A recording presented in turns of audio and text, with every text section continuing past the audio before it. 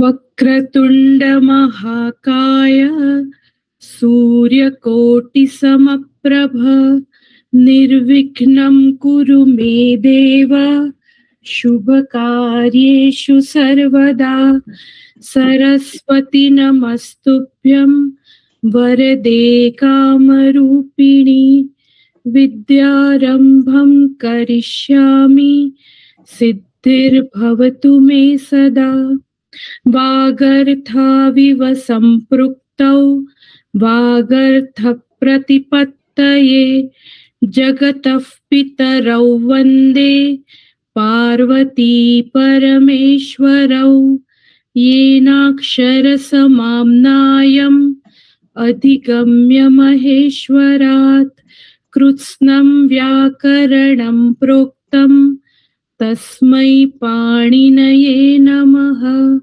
वाक्यकारं वररुचिं भाष्यकारं पतञ्जलिं पाणिनिं सूत्रकारं च प्रणतोऽस्मि मुनित्रयम्।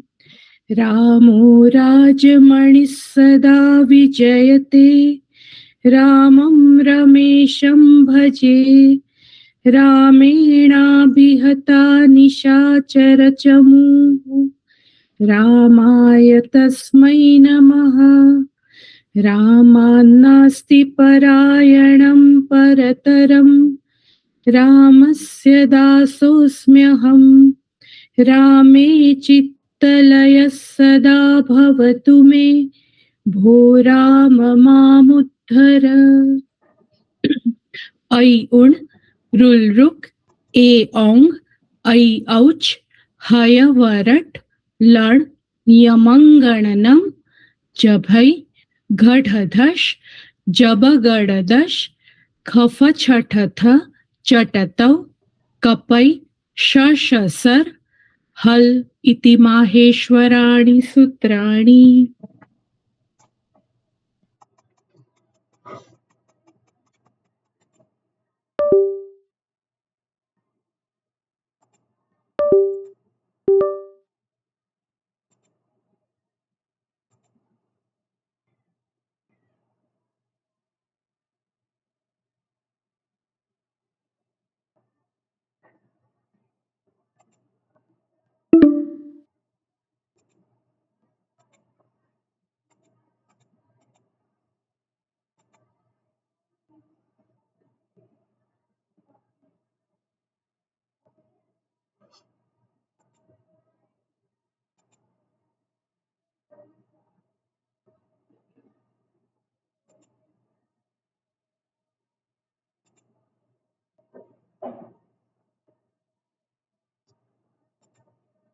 ઓકે,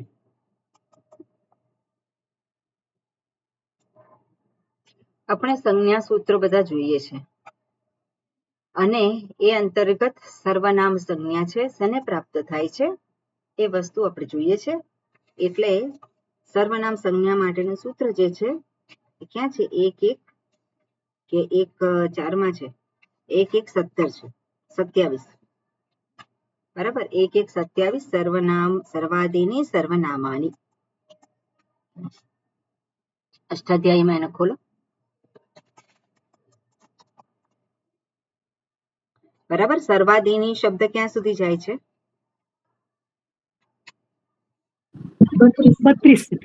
32 સુધી. સર્વનામાની 36 સુધી. એટલે સર્વાદિની સર્વાદિની શું છે?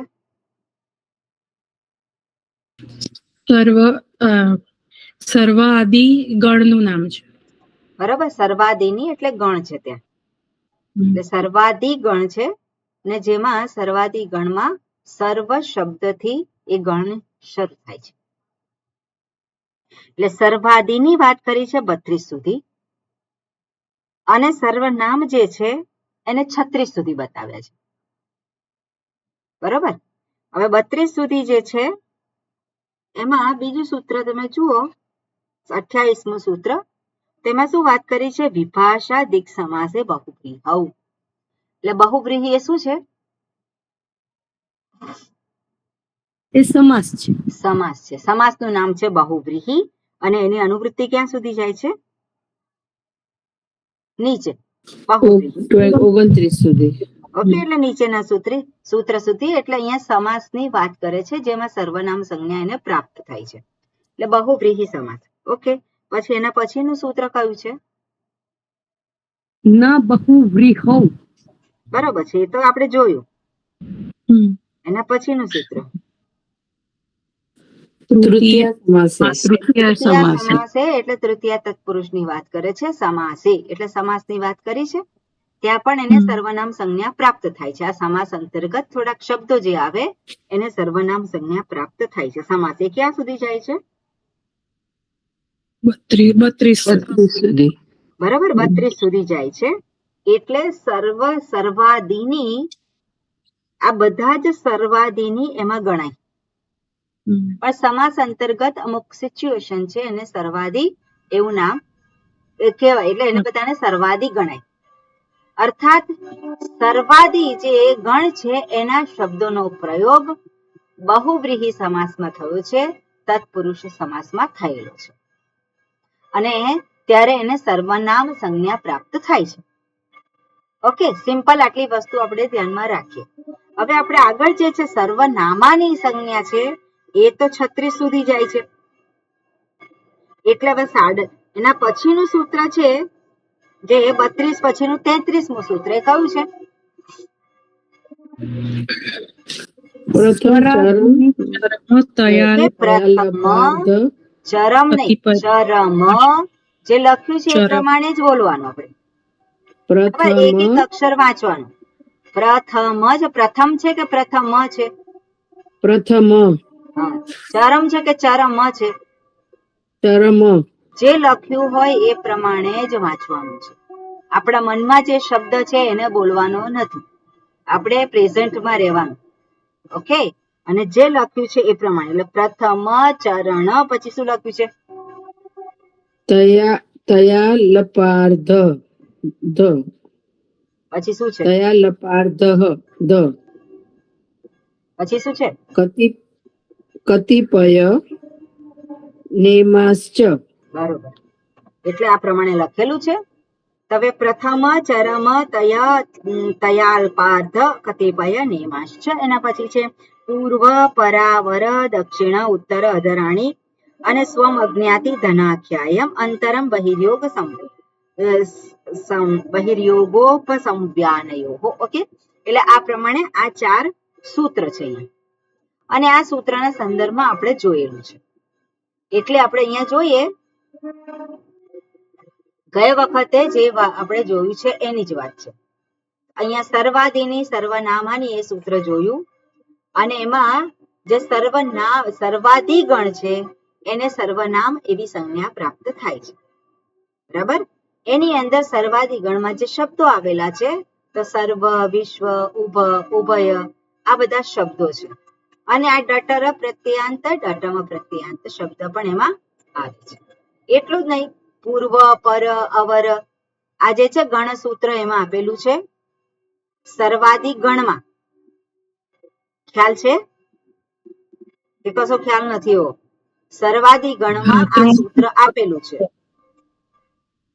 સ્વમ અજ્ઞાતિ ધનાખ્યાયમ એની અંદર આપેલું છે. અંતર બહિર્યોગ ઉપસંવ્યાનયો ગણ સૂત્ર જે છે સર્વાદી ગણ છે એમાં પણ આપેલું છે. ક્યાં જોવાનું એને? ક્યાં ચેક કરવાનું?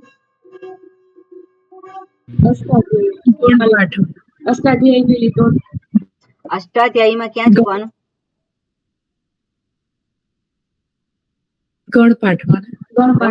ગણપાઠ જે છે એની અંદર જોવાનું. એટલે એની અંદર આ બધા જ શબ્દો આપેલા છે, સાથે સાથે આ ગણ સૂત્ર પણ આપેલા છે. ઓકે, પછી બીજા શબ્દો છે ત્યદ, તદ, એ તદ આ બધા પણ શબ્દ છે, અને એના સંદર્ભમાં એક પછી એક બધા શબ્દો આપણે જોયા.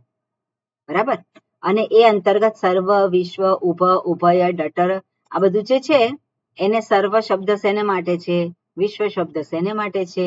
ઉપનો અર્થ જે સર્વનામ છે પણ શેને માટે છે? ઉભય એટલે કયા અર્થમાં છે? પછી ડટર, ડટમ પ્રત્યયથી જે આ શબ્દો પ્રાપ્ત થાય છે એ પણ જોયા.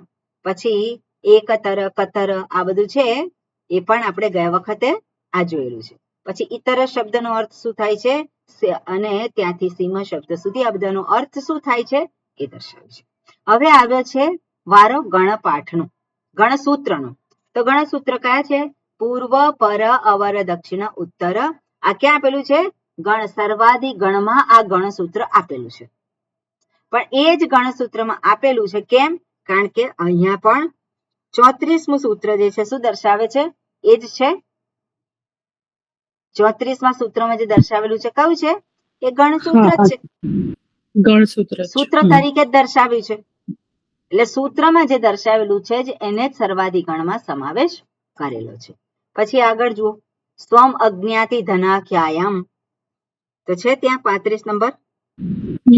35 છે બરાબર, એ છે. પછી અંતરમ બહિર્યોગ ઉપસંવ્યાનયોઃ એ છે ત્યાં 36મું સૂત્ર છે ને. એટલે આ પ્રમાણે એ આપેલું છે. પછી બીજા બધા શબ્દો જે ગણસૂત્રમાં આપેલા છે એ જ છે, એને આપણે જોઈએ છે. ઓકે, હવે આમાં જે છે પ્રથમ ચરમ તયાલ પર એ ક્યાં છે? પ્રથમ ચરણ બધા એ છે. અહીંયા પૂર્વા પર એ આપેલું છે. કિમ યત્તત. બરોબર, પ્રથમ ચરણ તયાલ પર પછી એને એ સૂત્ર આપેલું છે એ પછી જોઈશું. એટલે સૂત્રને આધારે આપણે પછી જોઈશું બધાય. ઓકે, એટલે અહીંયા આપણે જોઈએ કે પૂર્વ, પર, અવર આપણે જોયેલા છે શબ્દો. બરોબર, આપણે જોયેલા જ છે. હા, જોયા છે. પૂર્વ એટલે શું? પહેલાનું, પાછળનું. અવર એટલે પહેલાનું. તો જે અવધિ કે સીમા દર્શાવનાર હોય ત્યારે એને આજે શબ્દ વપરાય છે. એટલે દેશવર્તી, સમયવર્તી અને દિશા માટે તો એને એ પ્રમાણે સર્વનામ સંજ્ઞા પ્રાપ્ત થાય છે. પૂર્વ, પર, અધર વગેરે ચોક્કસ નિર્ધારિત અર્થમાં જ સર્વનામ, અન્ય અર્થોમાં જેમ કે દક્ષિણ એટલે કે કુશળ એ અર્થમાં એને સર્વનામ સંજ્ઞા પ્રાપ્ત થતી નથી.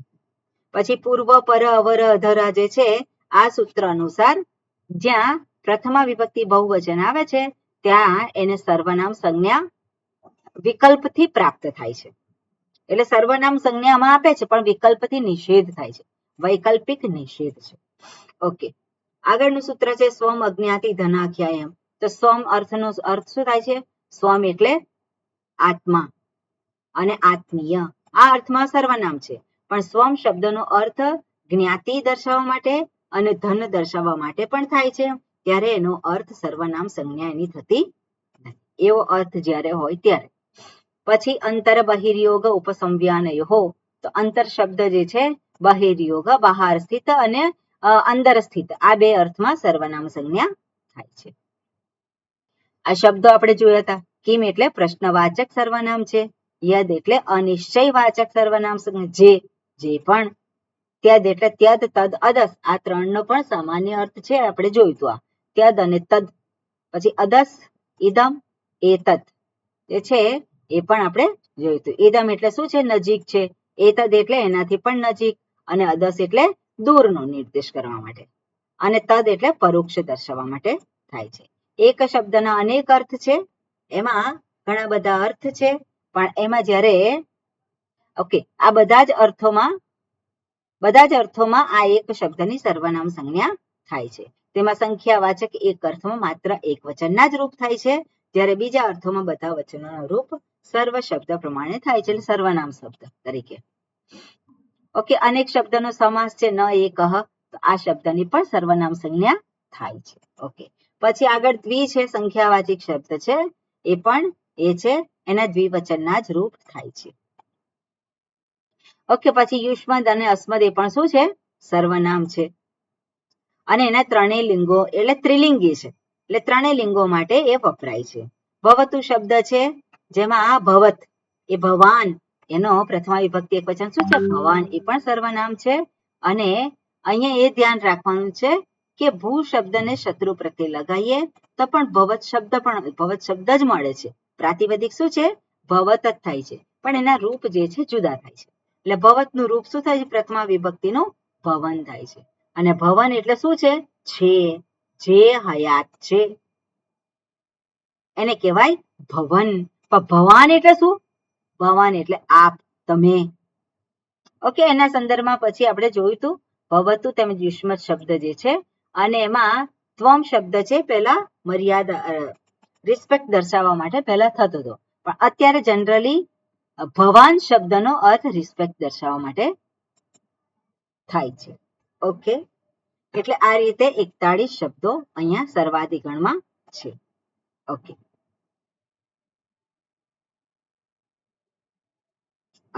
અહીંયા શું કહે છે? સર્વાધિગણમાં આવેલા શબ્દોના વિષયમાં તદંત ગ્રહણ પણ માન્ય છે. એટલે આ શબ્દો જે શબ્દના અંતમાં હોય, સર્વનામ શબ્દો જે છે, જે શબ્દના અંતમાં હોય તો એ જે છે એવા સમાસ પદોને પણ સર્વનામ સંજ્ઞા પ્રાપ્ત થાય છે. અને એટલા માટે જ આપણે જોયું કે બહુવ્રીહી સમાસ, તૃતીયા સમાસે, તે પણ શું છે? એને એ જ દર્શાવે છે, એને પણ સર્વનામ સંજ્ઞા પ્રાપ્ત થાય. અરે સર્વનામ સંજ્ઞા પ્રાપ્ત થાય છે એટલે શું? એના રૂપ જુદા હોય, બરાબર ને? પ્રાતિપદિક બને એ શબ્દ પછીના રૂપ કેવા હોય? સર્વનામના જેવા હોય, સામાન્ય શબ્દ જેવા હોય નહીં. એટલે આ પ્રમાણે એ છે. તો પરમ, સર્વ, ઉત્તમ, વિશ્વ જેવા શબ્દો પણ છે. ઓકે, હવે જે ગણ સૂત્ર આપેલું છે એ જ અહીંયા દર્શાવે છે સૂત્ર તરીકે. તો પેલું સૂત્ર 33મું સૂત્ર શું છે? પ્રથમ ચરમ તય અલ્પ અર્ધ કતિપય નેમાહા. ઓકે, એટલે શું કહે છે કે આ બધા શબ્દો જે છે, હવે પ્રથમ એટલે શું? પ્રથમ. ચરમ એટલે શું? અંતિમ. હવે હું જે છે ગુજરાતીમાં બોલું ત્યારે જુઓ તમે, પ્રથમ એટલે પ્રથમ. ગુજરાતીમાં પ્રથમ નથી બોલતી. પ્રથમ એટલે શું છે? આપણે ગુજરાતીમાં પ્રથમ બોલીએ છીએ. ચરમ એટલે શું? અંતિમ નથી બોલતા. આપણે આપણી ભાષામાં શું બોલીએ છીએ? અંતિમ કહીએ છીએ. તો અંતિમ કહેવાની જરૂર નથી, પણ સંસ્કૃત વાંચતા હોય તો એ પ્રમાણે જ વાંચો. ઓકે, એનો અર્થ જ્યારે બતાવીએ ત્યારે આપણે સમજાવીએ ત્યારે આપણી ભાષાનો ઉપયોગ કરી શકીએ. સંસ્કૃત વાંચતા હોય ત્યારે ગુજરાતી આવવું જોઈએ નહીં. બરાબર? વારંવાર આ વસ્તુ કહું છું, અને છતાં ભૂલ થાય છે, કારણ કે ગુજરાતી આપણે ભણીએ છીએ, ખરું ને? શું ભણીએ છીએ અત્યારે? ગુજરાતી ભણીએ છીએ, બરોબર. એટલે પ્રથમ શબ્દનો છે પ્રથમ, ચરમ એટલે અંતિમ, અલ્પ એટલે જરાક, અર્ધ એટલે એક ભાગ. અર્ધ એટલે શું છે? એક ભાગ પુલ્લિંગ, અને એક ભાગ પુલ્લિંગ ને અડધું એટલે અહીંયા અડધું રાખ્યું છે પાછું. એટલે અર્ધ એટલે શું છે? એક ભાગ. એમાં અડધું એટલે કે નપુંસકલિંગ. શું છે? ઓકે, પછી હું જોઈ લઈશ આની અંદર. અર્ધ એટલે શું છે? અડધું. પુલ્લિંગ કેમ લખ્યું છે ખબર નહીં. કતિપય એટલે કેટલુંક, નેમય એટલે અડધું. આ શબ્દો તેમજ તય પ્રત્યાંત દ્વિતય બે અવયવ ભાગ જેના છે તે, અને ત્રિતય ચતુષ્ટય વગેરે શબ્દોની જસ પ્રત્યય લાગતા વિકલ્પથી સર્વનામ સંજ્ઞા થાય છે. ઓકે, આ શબ્દો જ્યાં જ્યાં છે ત્યાં સર્વનામ શબ્દ તરીકે એને ઓળખવામાં આવે છે. ક્યારે ઓળખવામાં આવે છે? જ્યારે તમે જસ પ્રત્યય લગાવો ત્યારે જ એને વૈકલ્પિક રીતે સર્વનામ સંજ્ઞા પ્રાપ્ત થાય છે. એટલા માટે પ્રથમા વિભક્તિ બહુવચનમાં બે રૂપ હોય, એક સર્વનામ શબ્દ તરીકે, સર્વનામ શબ્દ જેવી રીતે આપણે એના રૂપ થાય છે એ પ્રમાણે, અથવા તો બાકી જે સામાન્ય જે છે એ પ્રમાણે. સામાન્ય એટલે શું છે? રામ શબ્દ પ્રમાણે હોય. ઓકે, એટલે અહીંયા જે સર્વનામ સંજ્ઞકાહા ભવતિ, એટલે ત્યારે જ એને સર્વનામ સંજ્ઞક કહેવાય છે. બાકી બીજી રીતે એને સર્વનામ સંજ્ઞા થતી. ઓકે, હવે આના સંદર્ભમાં વાર્તિક છે, અને શું કહે છે? વિભાષા પ્રકરણે તિયસ્ય ગીત્સુ ઉપસંખ્યાનમ. તો આમાં દ્વિતીય અને તૃતીય શબ્દોનો પણ સર્વનામ સંજ્ઞા તરીકે એને સ્વીકારવાનું છે. અને સર્વનામ સંજ્ઞા તરીકે હોય તો ચતુર્થી, પંચમી અને સપ્તમી. દ્વિતીય અને તૃતીય શબ્દોનો સર્વનામ સંજ્ઞા તરીકે એનો એ કર્યો છે એટલે ચતુર્થી, પંચમી અને સપ્તમી. સો ચતુર્થીમાં દ્વિતીયસ્મૈ તૃતીયસ્મૈ, દ્વિતીયસ્માત તૃતીયસ્માત, દ્વિતીયસ્મિન તૃતીયસ્મિન, સપ્તમી. તો આ જે છે ચતુર્થી, પંચમી અને સપ્તમીમાં એને સર્વનામ સંજ્ઞા પ્રાપ્ત થાય છે. અને સર્વનામ સંજ્ઞા પ્રાપ્ત ન થઈ હોય ત્યારે રામ શબ્દની જેમ થાય છે. એટલે આ ત્રણ વિભક્તિ માટે આપેલું ચતુર્થી, પંચમી અને સપ્તમી. તો દ્વિતીયાય, તૃતીયાય, દ્વિતીયાદ, તૃતીયાદ, દ્વિતીયે, તૃતીયે. એટલે ત્રણ વિભક્તિ જે છે એની અંદર દ્વિતીય અને તૃતીય શબ્દ છે એને વૈકલ્પિક સર્વનામ સંજ્ઞા પ્રાપ્ત થાય છે. એનો અર્થ એટલો જ છે કે એના બે રૂપ છે. ઓકે, એટલે આપણે જ્યારે કોઈ જોઈએ કે દ્વિતીયાય છે તો ખોટું નથી, અને દ્વિતીયસ્મય છે તો એ પણ ખોટું નથી. આ બે રૂપ છે. ઓકે, એટલે અહીંયા પણ શું છે, આ બધા જ શબ્દોમાં જે જસ પ્રત્યય એટલે પ્રથમા વિભક્તિ બહુવચન છે ત્યાં એક વધારાનું રૂપ છે જે સર્વનામ શબ્દને જે પ્રાપ્ત થાય છે એવું જ અહીંયા રૂપ છે. એટલે વિકલ્પથી એની સર્વનામ સંજ્ઞા થાય છે. અહીંયા એ પ્રમાણે દર્શાવે છે. ઓકે, પછી આગળ પણ શબ્દ છે પૂર્વ, પર, અવર, અધર, આ બધા જે છે એમાં પણ શું છે, સર્વનામાની વિભાષા જસી. આ શબ્દો છે એમાં પણ વૈકલ્પિક રીતે જસ પ્રત્યય જ્યારે લાગે છે ત્યારે વૈકલ્પિક રીતે એને સર્વનામ સંજ્ઞા પ્રાપ્ત થાય છે. અર્થાત એનું બીજું રૂપ જે છે એ સર્વનામ જેવી રીતે આપણે એના રૂપો થાય છે એના જેવું બીજું રૂપ એનું થાય છે. ઓકે, અહીંયા કહે છે કે મર્યાદાના અર્થમાં આ શબ્દોને જસ પ્રત્યય લાગે ત્યારે તેમની વૈકલ્પિક સર્વનામ સંજ્ઞા થાય છે. ઓકે, સ્વામીજી વિભાષા એટલે વિકલ્પ, બરાબર? વૈકલ્પિક એટલે વિકલ્પ. એટલે આપણે જોયું આગળ કે પૂર્વ, પર, અવર, દક્ષિણ જે છે આ બધા શબ્દો જે છે આવી ગયા આગળ.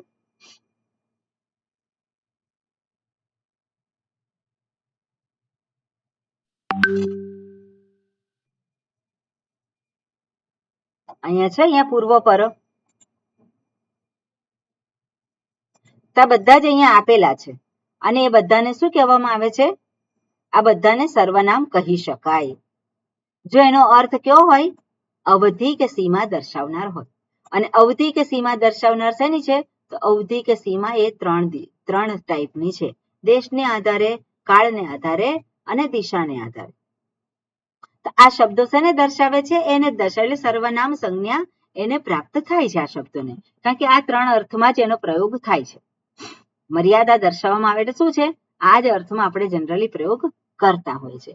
પણ જ્યારે જસ પ્રત્યય લાગે છે ત્યારે એને કહે છે વૈકલ્પિક સર્વનામ સંજ્ઞા પ્રાપ્ત થાય છે. એનો અર્થ શું છે, આમ તો સર્વનામ જ છે પણ જસ પ્રત્યય લાગે ત્યારે શું થાય છે, વૈકલ્પિક થઈ જાય છે. ને વૈકલ્પિક થઈ જાય છે એટલા માટે જસ પ્રત્યય જ્યારે લાગે છે ત્યારે એનું રામ શબ્દ પ્રમાણે પણ રૂપ થાય છે. ક્લિયર?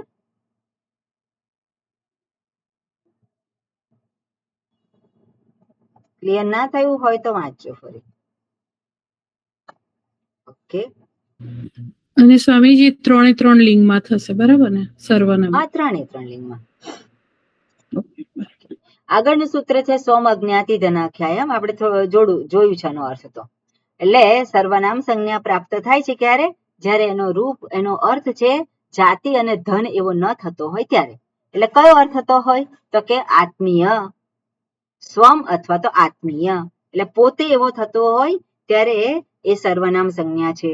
આત્મીય તરીકે મારું, મારા એ પ્રમાણે થતું હોય તો પણ સ્વમ શબ્દને સર્વનામ તરીકે જોવામાં આવે છે.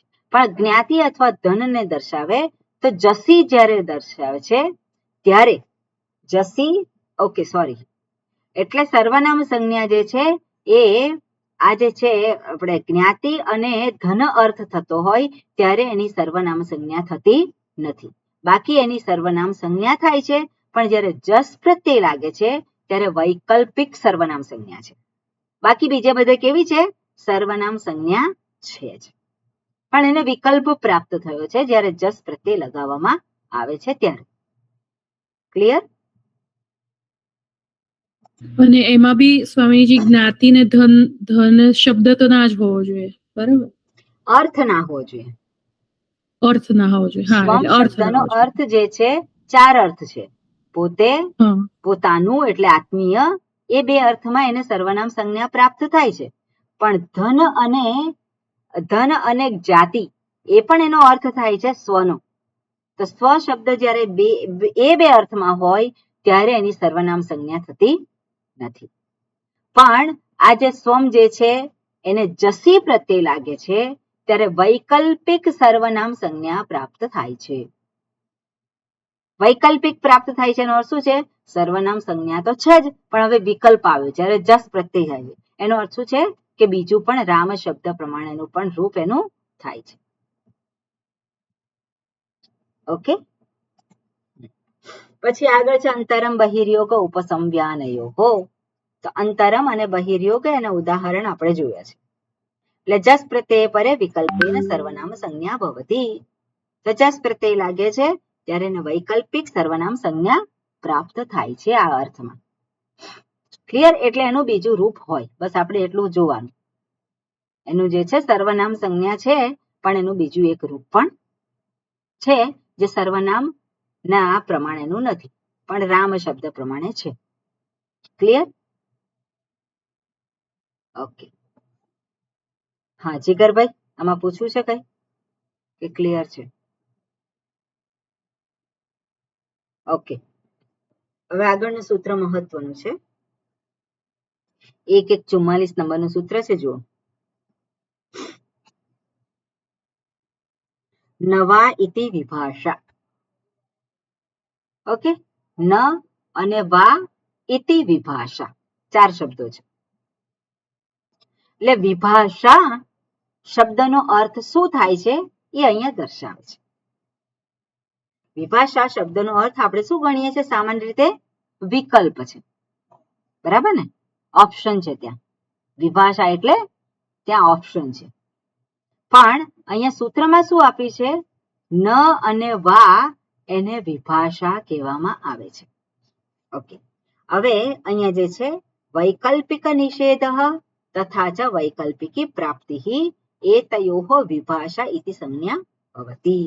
સો વિભાષા શબ્દ ન એટલે શું છે? વૈકલ્પિક નિષેધ, અને વા એટલે વૈકલ્પિક વિધાન. આ બંને અર્થોનો નિર્દેશ કરવા માટે વિભાષા શબ્દનો પ્રયોગ થાય છે. હવે આના સંદર્ભમાં સમજાવવા માટે એક ન્યાય છે, કાકાક્ષી ગોલક ન્યાય. એટલે કાગડો જે જુએ છે જ્યારે એને આધારે આને દર્શાવવામાં આવ્યું છે કે જેમ કાગડાને 2 આંખ છે પણ આંખનો ડોળો કેટલો હોય છે? એક જ હોય છે. આપણને દેખાય છે કેવી? 2 આંખો, પણ એનો ડોળો એક જ હોય છે. અને જે જરૂર મુજબ બંને આંખોમાં સરકતો રહે છે.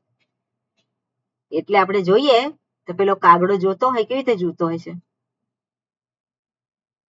કાગડો જોતો હોય તો કેવી રીતે જોતો હોય છે? આમ કરીને જોઈએ, આમ ડોક હલાવીને. આજે છે ડોક હલાવે, આમ કરે, આમ કરે. એને જોવું હોય શું કરતો હોય છે? જોવાનું. હવે જોજો. આપણી જેમ સીધું નથી જોતો, આંખો 2 છે પણ એને જોવું હોય તો શું કરે? એ આમ કરે, આમ, અને આમ કરતો હોય. એટલે એનો જે ડોળો જે છે એને જ્યાં જોવું હોય, જે બાજુ, એ પ્રમાણે બાજુ એ સરકાવે. એટલે ડોકું એ બાજુ કરે એટલે પછી એ બાજુ જતો રહેતો હશે. એટલે આ રીતે એનું છે. એટલે અહીંયા પણ વિભાષા શબ્દ જે છે એમાં પણ એનો અર્થ ક્યારેક ન અને ક્યારેક વા એવો થતો હોય છે. હવે ન શબ્દનો અર્થ શું છે? નિષેધ. અને વા એટલે વિકલ્પ, વિધાન. વા એટલે વિધાન છે, વિકલ્પ. પણ નિષેધ જ્યારે કહે છે ન, તો વૈકલ્પિક નિષેધ. અને વિધાન કે છે વા, એટલે વૈકલ્પિક વિધાન. બરાબર? એટલે આ રીતે વિભાષા શબ્દનો અર્થ થાય છે. એટલે શું કહે છે? તેમ વિભાષા શબ્દ ન અને વા બંને માટે લાગુ પડે છે.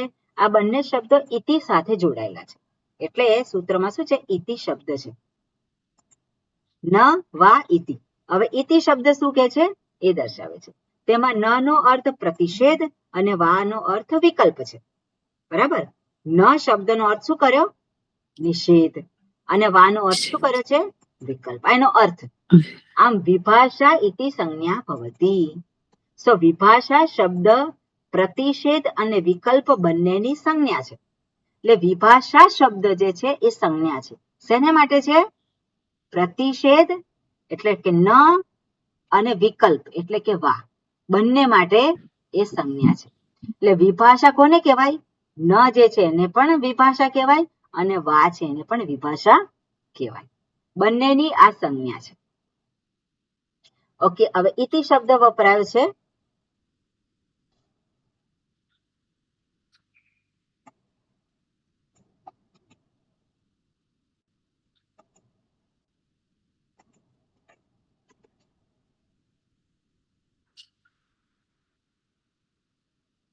બધી વાર લાગે છે. અરે રે. ઓકે, ચાલો આવી ગયું ખરું.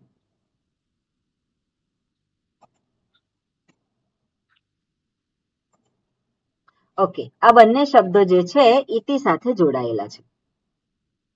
ઇતિકરણ અર્થ નિર્દેશાત. ઇતિ શબ્દનો પ્રયોગ અર્થના નિર્દેશ માટે કરવામાં આવેલો છે. સૂત્રમાં આવેલો ઇતિ શબ્દ એ સૂચવે છે કે અહીં ન અને વા શબ્દોના અર્થને ધ્યાનમાં લેવાના છે. તેમના શબ્દ રૂપો અર્થાત ન અને વા શબ્દનો અર્થ શું થાય છે એને ઇતિ શબ્દથી દર્શાવે છે, નહીં કે શબ્દ રૂપ. શબ્દ રૂપ એટલે શું છે? ન એટલે શું? નકાર અને અ. ન અને વા એટલે શું? વકાર અને આ. એ પ્રમાણે લેવાનો નથી. ઓકે, એટલે તમારું માઇક બંધ કરી દેજો, પછી અંદર પેલામાં રેકોર્ડિંગમાં આવશે, અવાજ આવશે તો પછી પાછું એ થશે. ઓકે, એટલે શબ્દ રૂપ એટલે શું છે? ન કોને કહેવાય? તો કે નકાર અને અકાર એને ન કહેવાય. વા કોને કહેવાય? તો વકાર અને આકાર જે છે વા કહેવાય. પણ એનો એવી રીતે એનો અર્થ લેવાનો નથી. એટલે ન અને વા જ્યારે કહે છે તો ન શબ્દનો અર્થ લેવાનો છે અને વા શબ્દનો અર્થ. ન શબ્દનો નિષેધ અર્થ કર્યો છે, વા શબ્દનો વિધાન અર્થ કર્યો છે. પણ ન શબ્દ શું દર્શાવે છે? નહીં વૈકલ્પિક નિષેધ અને વા શબ્દ છે વિધાન, વૈકલ્પિક વિધાન. બરાબર, આ પ્રમાણે વિભાષા શબ્દનો અર્થ આપેલો છે. અને કાશિકાકારક છે વિભાષા પ્રદેશેષુ પ્રતિષેધ વિકલ્પ ઉપતિષ્ઠતે.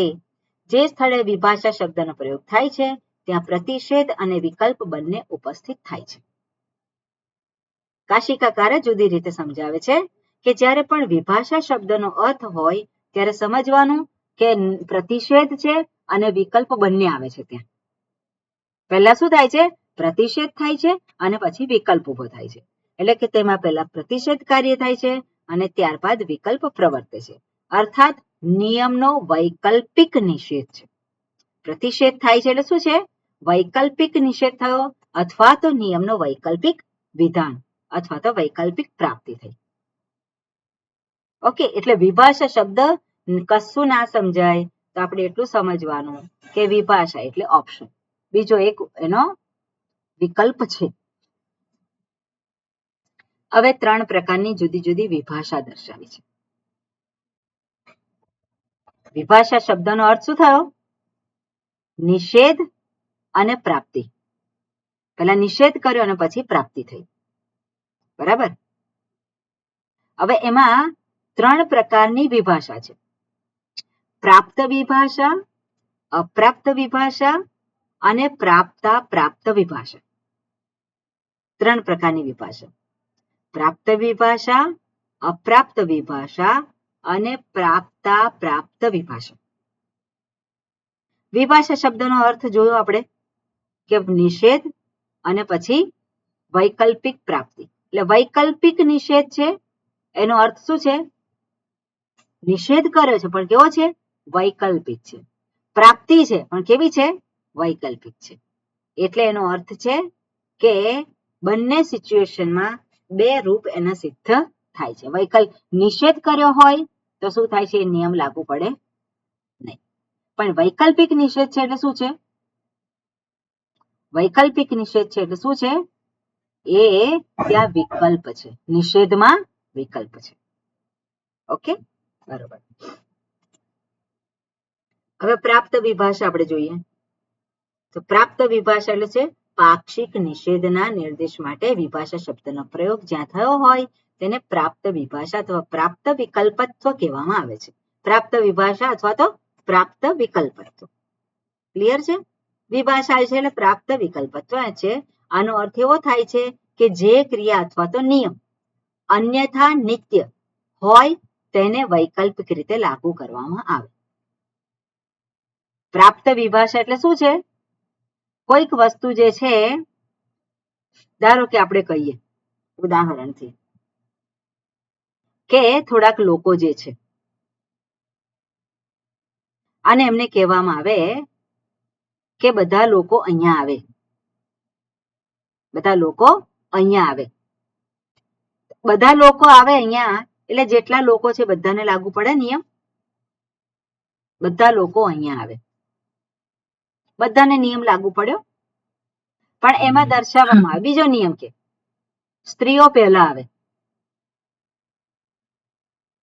તો આવવાનું વિધાન તો પહેલા ઓલરેડી કરી લીધેલ છે, પણ સ્ત્રીઓ જે છે પહેલા આવે તો પેલા જે પુરુષો જે છે એનું શું થયું? એને વિધાન તો છે પણ એને અત્યારે એ લાગુ પડતો નથી. પણ સ્ત્રીઓને માટે શું છે? ઓલરેડી કહેલું છે તું બધા લોકો આવે, પણ અત્યારે ફરી પાછું શું કહ્યું? સ્ત્રીઓ આવે. તો પ્રાપ્ત થયેલો હતો એમાં પછી વિકલ્પ ઉભો થયો. ઓકે, સ્ત્રીઓ પહેલા આવે એટલે બધા આવે નહીં, એટલે પુરુષો જે છે એ અત્યારે આવે નહીં. એટલે આ ઉદાહરણ થોડુંક એ છે, પણ અહીંયા આપણે જોઈશું. પહેલા ઉદાહરણ આપેલું હતું મેં, પણ અત્યારે યાદ નથી આવતું. ઓકે, આપણે અહીંયા હવે જોઈએ સર્વાદિની સર્વનામાની એ સૂત્ર જે છે આપણે જોયું છે હમણાં, બરાબર? સર્વાદિ ગણના બધા શબ્દો જે છે એને સર્વનામ સંજ્ઞા પ્રાપ્ત થાય છે એવું કહ્યું છે, બરાબર? બધાને યાદ છે? સર્વાદિ ગણના શબ્દોની સર્વનામ સંજ્ઞા એવી પ્રાપ્ત થાય છે, એ નિયમ છે સર્વાદિની સર્વનામાની. હવે સૂત્ર જે છે 1:1:35 જુઓ, 1:1:27 પછી 1:1:35 જુઓ. સૂત્ર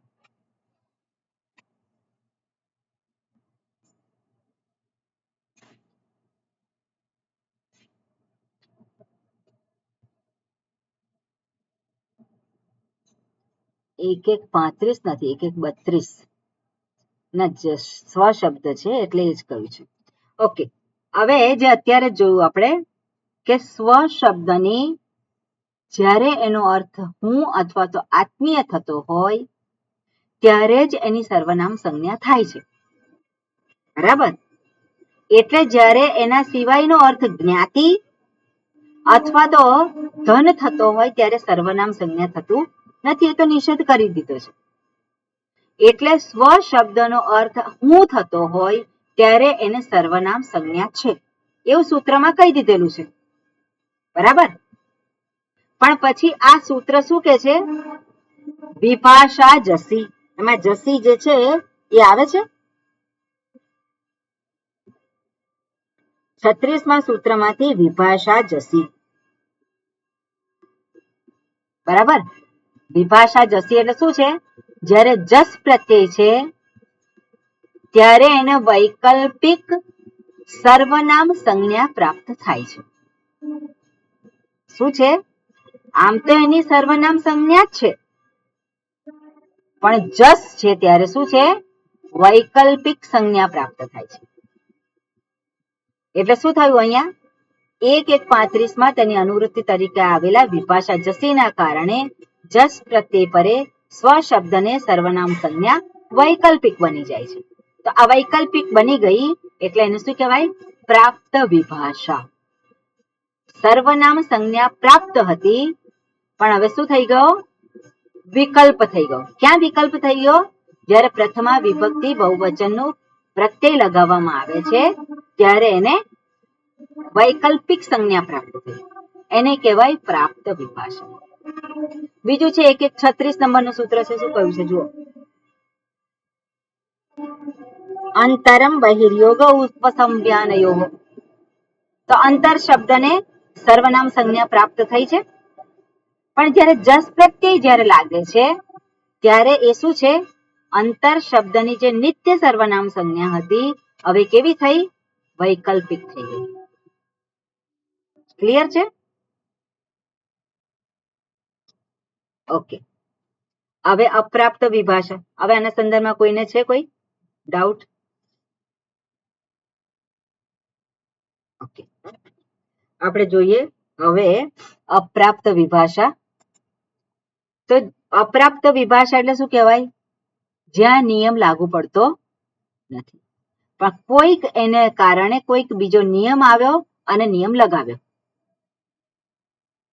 નિયમ નહોતો લાગતો પણ નિયમ હવે એને લગાડ્યો. એને શું કહેવાય, અપ્રાપ્ત વિભાષા. જોઈએ, વિકલ્પના નિર્દેશ માટે વિભાષા શબ્દનો પ્રયોગ જ્યાં થયો હોય તેને અપ્રાપ્ત વિભાષા અથવા અપ્રાપ્ત વિકલ્પત્વ કહેવામાં આવે છે. તેનો અર્થ એવો થાય છે કે જે નિયમ અથવા ક્રિયા અન્યથા લાગુ થઈ શકતી નથી તેને વિકલ્પે લાગુ કરવાની વ્યવસ્થા કરવામાં આવે છે. અને વિભાષા અહીંયા છે પેલું આપણે જોઈ છે વાર્તિક કે વિભાષા પ્રકરણે તીય પ્રત્યાંત કિંચુ સર્વનામત્વ ઉપસંખ્યાનમ. તો એનું ઉદાહરણ છે આપણે જોયું અત્યારે કે તીય પ્રત્યાંત. તો તીય પ્રત્યાંત ક્યાં છે, તો કે દ્વિતીય, તૃતીય. તો દ્વિતીય તૃતીય એ જે શબ્દ છે ત્યાં એને સર્વનામ સંજ્ઞા જે છે એ પ્રાપ્ત થાય છે, પણ કેવી પ્રાપ્ત થશે, વિકલ્પથી પ્રાપ્ત થાય છે. પહેલા એ સંજ્ઞા એને હતી નહીં. દ્વિતીય શબ્દ અને તૃતીય શબ્દ એ સર્વનામ શબ્દો છે, એની અંદર એનો સમાવેશ થતો નથી. એક શબ્દ છે એ ત્યાં છે, પણ દ્વિ શબ્દ પણ છે ત્યાં, એક દ્વિ, પણ દ્વિતીય તૃતીય તીય પ્રત્યાંત શબ્દ છે એની સર્વનામ સંજ્ઞા થતી નથી. પણ આ વાર્તિક છે શું કે છે કે દ્વિતીય અને તૃતીય જે છે એને પણ સર્વનામ સંજ્ઞા આપવાની. ક્યારે આપવાની, તો જ્યારે આજે આપણે જોયું હમણાં કે ચતુર્થ વિભક્તિ, પંચમી વિભક્તિ અને સપ્તમી વિભક્તિમાં એને સર્વનામ સંજ્ઞા પ્રાપ્ત થાય છે. અને આપણે જોતા દ્વિતીયસ્મૈ, દ્વિતીયાત અને દ્વિતીયે, અને શું છે સપ્તમી વિભક્તિ દ્વિતીયસ્મિન.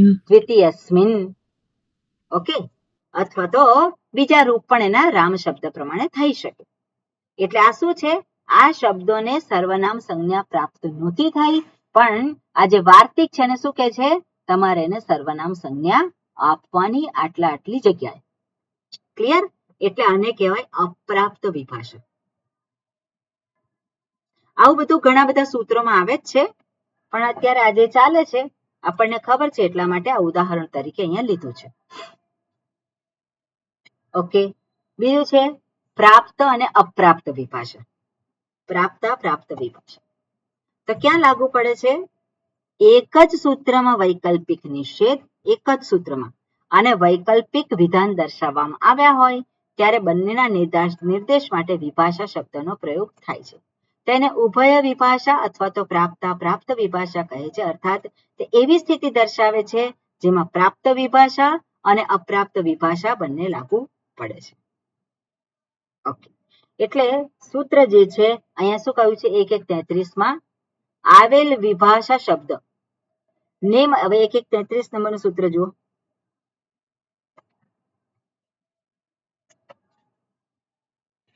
એમાં આ સૂત્ર દર્શાવ્યું છે, પ્રથમ ચરણ તયા અલ્પ કતિપય નેમાશ્ચ. તો નેમ શબ્દ છે એ તો સર્વનામ સંજ્ઞાનું લિસ્ટ છે એમાં છે જ, એટલે એને સર્વનામ તો કહેવામાં આવે છે. પણ આ સૂત્રમાં નેમ શબ્દ જે છે એને વિભાષા શબ્દ, નેમ માટે તે નિત્ય સર્વનામ સંજ્ઞાને વૈકલ્પિક બનાવે છે. ક્યારે બનાવે છે, તો અહીંયા પણ અનુવૃત્તિ કઈ છે જુઓ, અનુવૃત્તિ કઈ આવે છે? વિભાષા જસી ની આવે છે. વિભાષા જસી, બરોબર.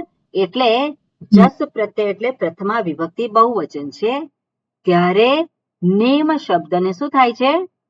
જે નિત્ય પ્રાપ્ત થયેલી હતી સર્વનામ સંજ્ઞા એ વૈકલ્પિક થઈ જાય છે નેમ શબ્દ માટે, બરોબર. વિભાષા જશી આવ્યું. હવે એમાં જ તેથી આને પ્રાપ્ત વિભાષા કહેવાય છે. તેમજ તે જ સૂત્રમાં રહેલ પરમ ચરમ, તો પરમ અને ચરમ જે છે, પરમ નહીં, શું છે? પ્રથમ છે. પ્રથમ છે.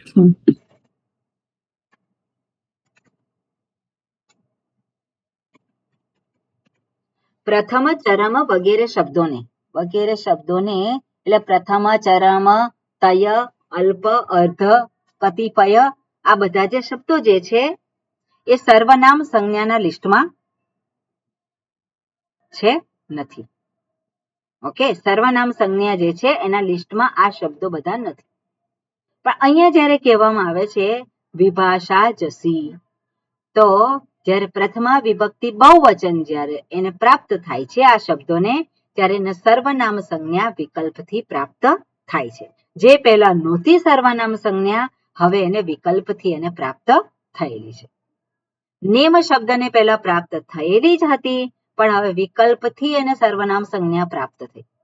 અને આ બીજા બધા શબ્દો છે જેને પ્રાપ્ત હતી જ નહીં, એને વિકલ્પથી સર્વનામ સંજ્ઞા પ્રાપ્ત થાય છે. ક્યાં પ્રાપ્ત થાય છે? પ્રથમા વિભક્તિ બહુવચન. ક્લિયર થયું? ઓકે, એટલે અહીંયા શું કહે છે? 1-1-27 દ્વારા સર્વનામ સંજ્ઞા નિત્ય રૂપે પ્રાપ્ત હતી નેમ શબ્દને, તેથી આને પ્રાપ્ત વિભાષા કહેવાય છે. તેમજ તે સૂત્રમાં રહેલ પ્રથમ ચરમ વગેરે શબ્દોને અગાઉ સર્વનામ સંજ્ઞા પ્રાપ્ત નહોતી, પણ આ સૂત્ર તેને સર્વનામ સંજ્ઞા વૈકલ્પિક રીતે આપે છે, તેથી અપ્રાપ્ત વિભાષા કહેવાય. ઓકે, હવે આપણે જે છે સંધિના નિયમો જોયા છે ત્રિપાદીમાં, એનું અહીંયા ઉદાહરણ. હવે કાઢો આ સૂત્ર 8-2-33.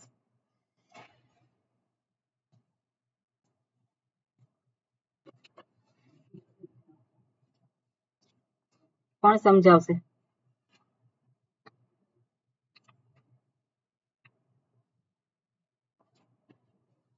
આઠ 2-33 નંબરનું સૂત્ર છે, કોણ સમજાવશે? ત્યાં વા શબ્દનો પ્રયોગ કરેલો છે. ઓકે, હવે 32મું સૂત્ર છે દાદેર ધાતો હો ઘ. સૂત્ર શું કે છે? કોને યાદ છે?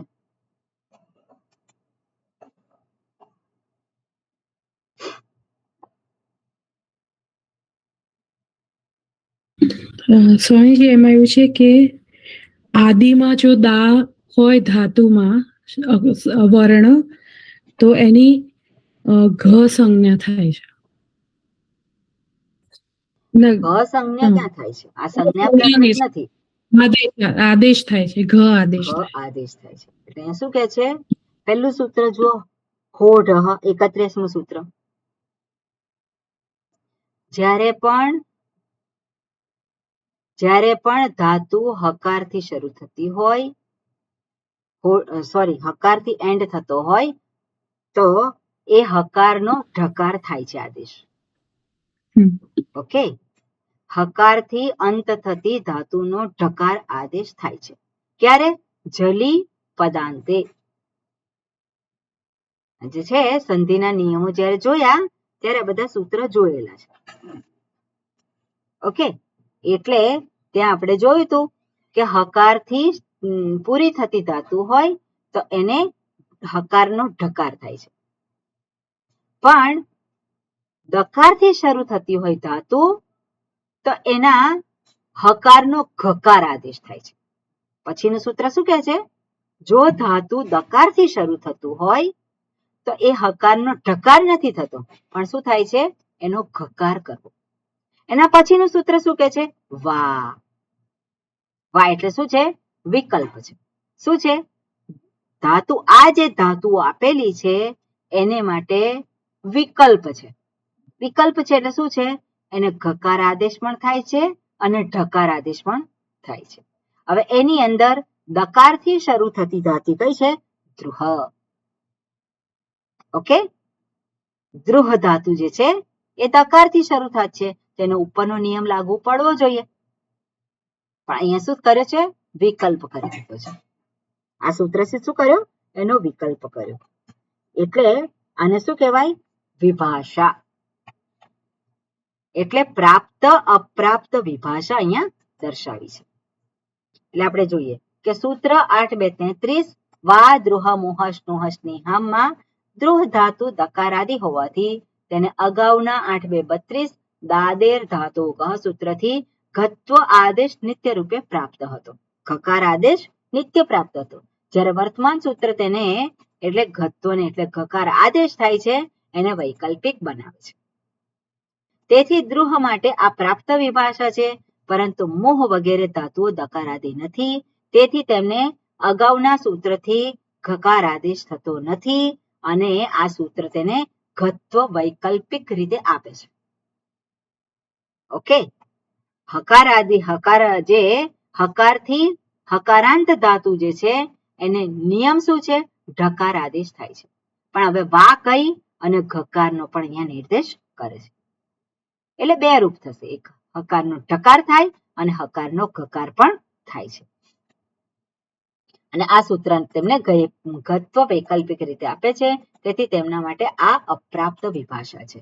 એટલે પ્રાપ્ત વિભાષા અને અપ્રાપ્ત વિભાષા ખ્યાલ આવી ગયો? નિયમ લાગુ હતો, નિયમને આધારે એને સંજ્ઞા પ્રાપ્ત થયેલી હતી, નિયમ પ્રમાણે કાર્ય કરવાનું હતું, પણ ત્યાં પછીનું સૂત્ર આવ્યું અને કહે છે એને આ પ્રમાણે કરો. આ પ્રમાણે કરો એવું કહ્યું એટલે ત્યાં એને એ નિયમ લાગુ પડ્યો નહીં. ફરી પાછું એ સૂત્ર શું કહે છે? તમે આટલી જગ્યાએ આટલું જે છે અથવા આટલા શબ્દો છે એને વિકલ્પ આપો. એટલે જે નિયમ લાગુ પડ્યો તેને વૈકલ્પિક બનાવ્યો અને અમુક શબ્દોને નિયમ લાગુ પડતો જ નહોતો, ત્યાં પણ વિકલ્પ આવી ગયો. ઓકે, એટલે આને કહેવાય પ્રાપ્ત અપ્રાપ્ત વિભાષા. એક આ જુદા સૂત્ર છે, પણ એક જ સૂત્રમાં પણ હોઈ શકે. અચ્છા, એટલે આ જે વા દ્રુહ મોહ સ્નુહ જે છે આમાં એક જ સૂત્રમાં પ્રાપ્ત પ્રાપ્ત વિભાષા છે. બરોબર? એટલે આપણે અહીંયા જોઈએ કે હો ઢહ જે કહ્યું છે અને પછી દાદેર ધાતો ગહ, તે શું થઈ ગયું? અપવાદ રૂપ સૂત્ર થઈ ગયું. એ શું થયો? અપવાદ થઈ ગયો. અને અપવાદ થયો, નિષેધ થયો. હવે એ નિષેધને વિકલ્પત્વ પ્રાપ્ત થયું પછીના સૂત્રથી. ઓકે,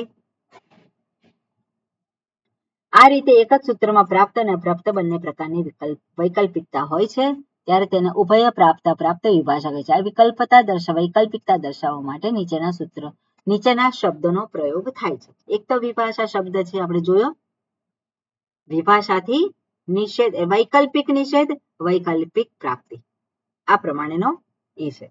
પણ બીજા શબ્દોનો પણ પ્રયોગ ત્યાં જોવા મળે છે. એક તો વિભાષા, બીજો શબ્દ છે અન્યતરસ્યામ. અન્યતરસ્યામ શબ્દનો અર્થ પણ આ જ થાય, વૈકલ્પિક નિષેધ અથવા વૈકલ્પિક પ્રાપ્તિ. પછી વા શબ્દ છે એ પણ એ દર્શાવે છે.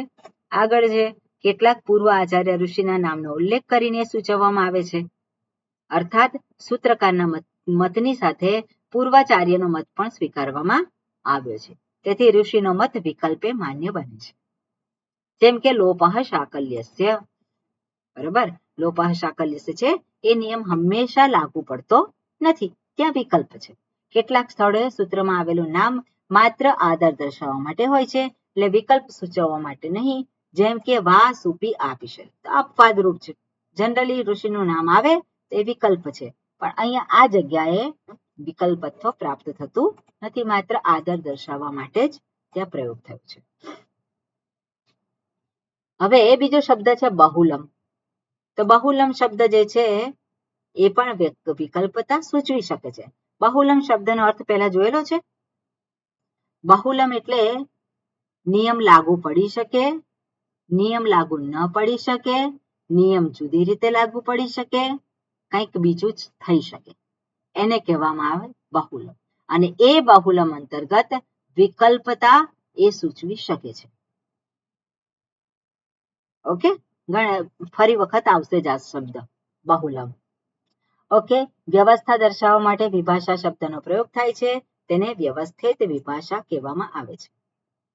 જ્યારે કોઈક વ્યવસ્થા, ચોક્કસ વ્યવસ્થા દર્શાવતા હોય તો એ વિભાષા શબ્દનો પ્રયોગ ત્યાં કરવામાં આવતો હોય છે.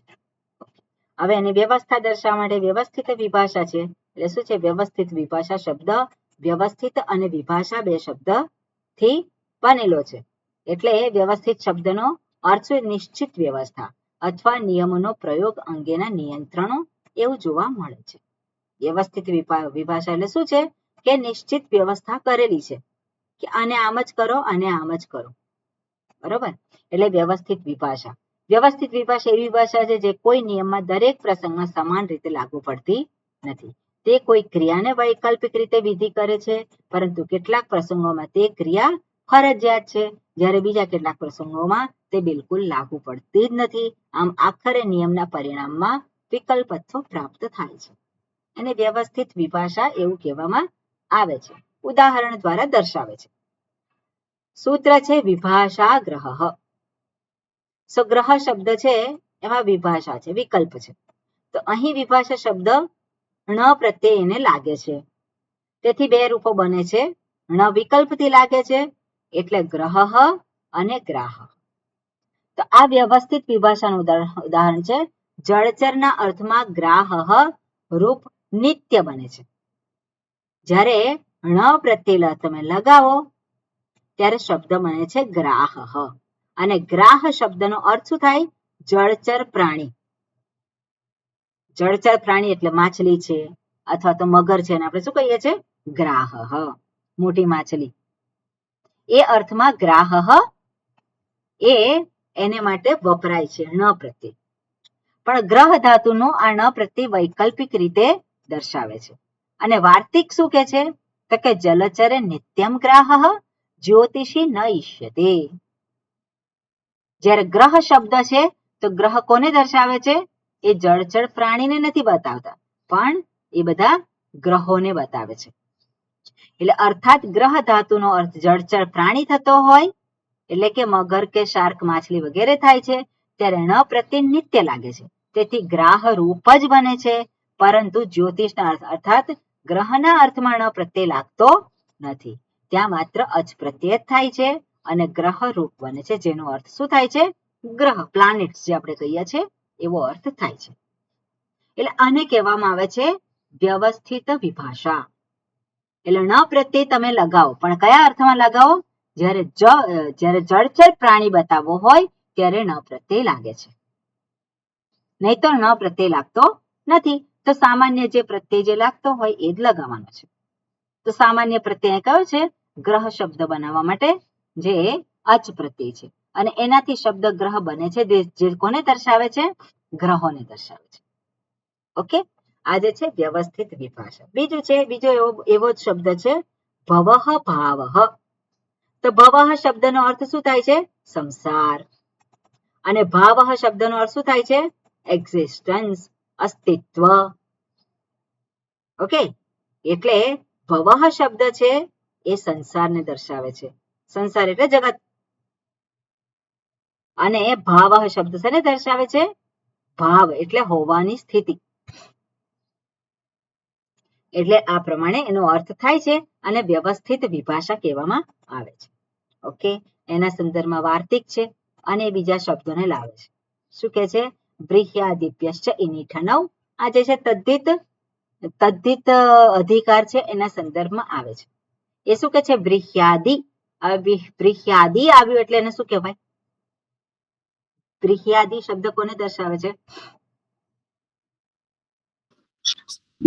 ગણને દર્શાવે છે. બ્રીહ્યાદિ દર્શાવે છે અને એ ગણમાં બધા શબ્દો છે. એની અંદર બ્રીહ્યાદિપ્યશ્ચ ઇનિઠનૌ. તો આ સૂત્ર જે છે ઇની અને ઠન એ મતુકના અર્થમાં છે. મતુ શબ્દ બધી જ જગ્યાએ લાગે, બધા જ શબ્દોને લાગે હોવાના અર્થમાં. હોવાના અર્થમાં એટલે જેની પાસે છે. ધારો કે ધન શબ્દ છે, ધન જેની પાસે છે, તો આપણે શું કહે છે? ધનવાન. બુદ્ધિ જેની પાસે છે શું કહે છે? બુદ્ધિમાન. તો ત્યાં ક પ્રત્યય લાગે છે? મતુપ પ્રત્યય લાગે છે, જેની પાસે છે જે. પણ અહીંયા શું કે છે આ સૂત્રમાં? બ્રીહ્યાદિભ્યશ્ચ ઇની ઠનૌ. એ જ અર્થ દર્શાવે છે, પણ બ્રીહ્યાદિ ગણમાં જે ધાતુઓ જે છે એને ઈની પ્રત્યય લાગે છે અને ઠન પ્રત્યય લાગે છે, એ જ અર્થમાં છે. એટલે સૂત્ર અનુસાર બ્રીહી વગેરે શબ્દો પછી મતુપના અર્થમાં ઈની અને ઠન પ્રત્યયો લાગે છે અને મતુપ પ્રત્યય પણ આવે છે. એટલે જેમ કે વ્રીહીન પ્રથમા વિભક્તિ એકવચનમાં વ્રીહી થાય, અને જ્યારે ઠન પ્રત્યય લાગે છે, ઠન પ્રત્યય લાગીને શબ્દ બને છે વ્રીહિક. મતુપ પ્રત્યય લાગે છે એટલે વ્રીહિમાન. માયી માયિક માયાવાન. પરંતુ આ બંને પ્રત્યય બ્રીહ્યાદિગણના બધા શબ્દો પછી આવતા નથી. બરોબર? એટલે શું છે? બ્રીહ્યાદિમાં જે અમુક શબ્દો છે એને જ આ પ્રત્યયો લાગે છે, ઈની અને ઠન. એટલે શું કહ્યું છે? શિખાદિ ઉપવિભાગના શબ્દો પછી માત્ર ઈની પ્રત્યય લાગે છે અને યવ ખવાદી શબ્દો પછી ઈકન એટલે કે ઠન પ્રત્યય આવે છે. અમુક શબ્દોને બંને પ્રત્યય લાગે છે, મતુપ પ્રત્યય પણ લાગે છે. અમુક શબ્દોને માત્ર ઈની પ્રત્યય લાગે છે અને મતુપ પ્રત્યય લાગે છે. અમુક શબ્દો છે એને ઠન પ્રત્યય લાગે છે અને મતુપ પ્રત્યય લાગે છે. ક્લિયર? મતુપ શબ્દ બધાને લાગે છે, પણ એમાંથી અમુક શબ્દ છે એને ઈની પ્રત્યય પણ લાગે છે અને અમુક શબ્દો છે એને માત્ર ઠન પ્રત્યય લાગે છે, ઈની લાગતો નથી. એટલે આને શું કહેવાય? વ્યવસ્થિત વિભાષા. એટલે ત્યાં વ્યવસ્થિત એટલે એક પ્રકારનું ત્યાં એક તમને નિયમ બનાવી દીધો છે. એટલે વ્યવસ્થિત વિભાષા દર્શાવે છે. વાલ્યપી એ પણ ત્યાં છે, 6038 છે. આ અંગકારી અંતસ્વાદ લ્યપ પ્રત્યય પર અનુનાસિકનો લોપ વૈકલ્પિક છે, પરંતુ નકારાંત ધાતુ માટે આ લોપ નિત્ય છે, મકારાંત ધાતુ માટે વૈકલ્પિક છે. એટલે તમે જુઓ કે નકારાંત ધાતુ માટે જે લ્યપ પ્રત્યય જે છે એમાં અનુનાસિકનો નિત્ય લોપ થાય છે. તો નમ ધાતુ છે તો નમ ધાતુમાં મકાર એન્ડિંગ છે એટલે ત્યાં વિકલ્પ પ્રાપ્ત થાય છે. ગમ ધાતુ છે તો મકારથી અંત થાય છે, માટે ત્યાં વિકલ્પ છે. હન ધાતુ છે નકારથી પૂરી થાય છે એટલે ત્યાં વિકલ્પ નથી. મન ધાતુ છે નકારથી પૂરી થાય છે, ત્યાં વિકલ્પ નથી. ઓકે? એટલે આ પ્રમાણે મકારથી અંત થતો હોય ત્યાં વિકલ્પ છે, નકારથી પૂરી થતું હોય તો ત્યાં વિકલ્પ નથી. એટલે આ રીતે શું છે? આ વ્યવસ્થિત વિભાષા એને કહેવામાં આવે છે. એટલે વિભાષા શબ્દનો અર્થ આપણે આ રીતે જાણ્યો, જે પાણીનીએ દર્શાવેલો છે. ઓકે? આપણે તો વિભાષા શબ્દનો અર્થ શું કરે છે? વિકલ્પ. ચાલે એટલું, કશું આમાંથી ના સમજાય એટલો અર્થ આપણે જાણવાનો કે વિભાષા શબ્દનો અર્થ વિકલ્પ એવો થાય છે, અને એ વિકલ્પ માટે વિભાષા શબ્દ જે છે એને વા તરીકે દર્શાવે છે. વા તરીકે દર્શાવ્યો હોય, અન્યતર શ્યામ શબ્દ તરીકે દર્શાવ્યો હોય. ઓકે? વિભાષા શબ્દનો પ્રયોગ કરેલો હોય, અથવા તો કોઈક ઋષિનું નામ આપેલું. ઓકે?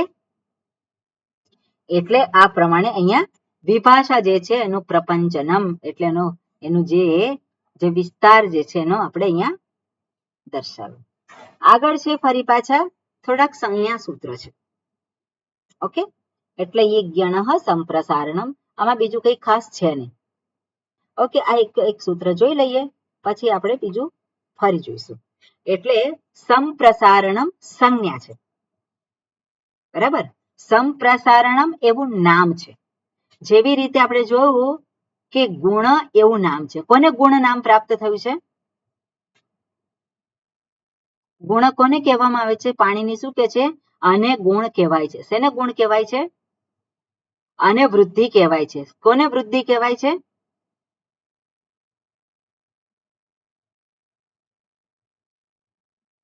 ગુણ અને વૃદ્ધિ કોને કયા છે પાણીનીએ? આ ઐ ઔ. અ ઐ ઔ એને ગુણ કહેવાય કે વૃદ્ધિ કહેવાય? વૃત્તિ કહું છું. એટલે અવૃદ્ધિ છે? નહીં, આ કહ્યું સમજી.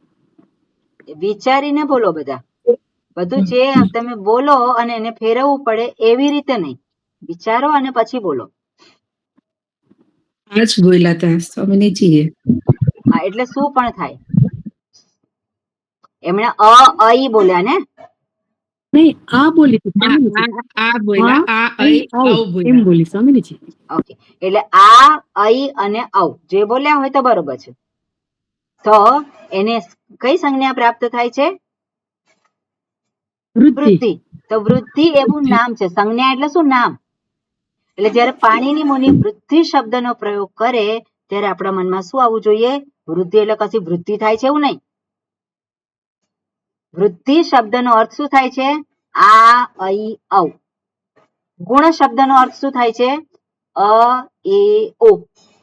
ક્લિયર છે? એવી રીતે સંપ્રસારણમ શબ્દનો અર્થ થાય છે તો એટલે શું? જ્યારે ઈકનો આપણે યણ કરીએ, યણનો ઈક થાય.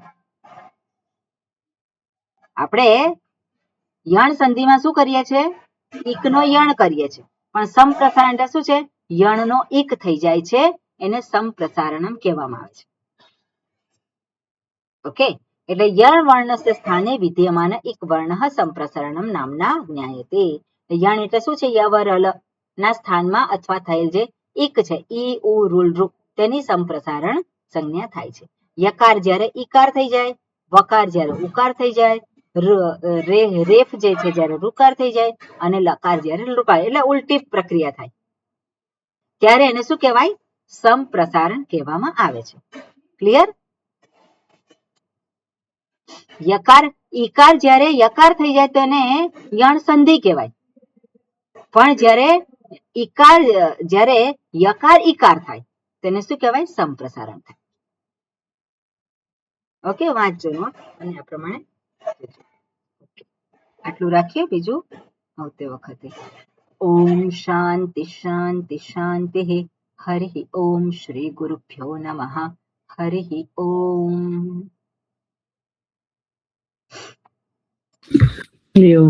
ઓકે, નોટ વાંચજો બધા. હરિઓમ. હરિ ઓમ.